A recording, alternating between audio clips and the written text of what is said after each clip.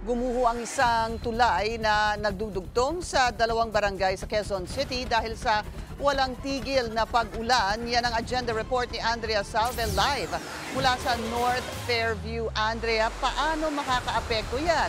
Naku, sa mga residente yung pagguho ng tulay.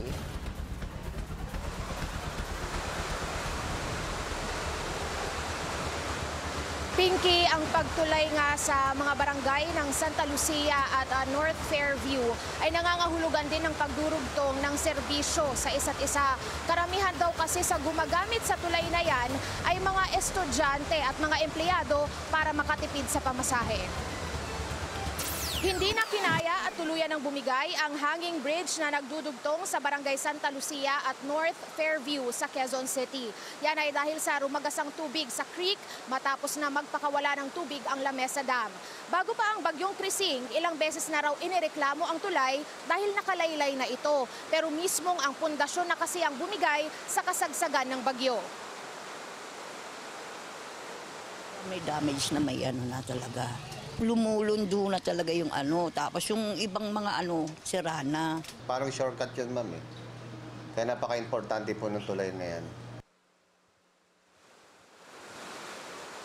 Tiniyak naman ng Quezon City LGU na papalitan nila ito ng mas matibay at ligtas na tulay. Sa ngayon, maaari munang gamitin ng mga residente ang Atherton Bridge habang inaayos ang mga ruta at biyahe ng tricycle sa lugar.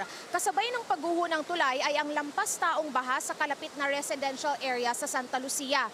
Hanggang ngayon, mahigit 400 pamilya pa rin ang nasa evacuation center at multipurpose building. At dahil nasa state of calamity na ang Quezon City, malaki raw ang maitutulong ng Quick Response Fund para tuloy-tuloy na maibigay ang tulong sa mga biktima, lalo na roon sa mga wala sa evacuation centers. Pinky, sa ngayon paparating na ang biniling bigas ng Barangay Santa Lucia para sa mga apektado nilang residente. Priority naman daw nila ngayon yung mga wala sa evacuation centers kasi yung mga tulong na dumarating dito noong mga nakaraang araw ay tutok sa mga nasa evacuation centers. Balik sa iyo, Pinky. Maraming salamat, Andrea Salve. Nag-uulat ang live mula sa North Fairview sa Quezon City.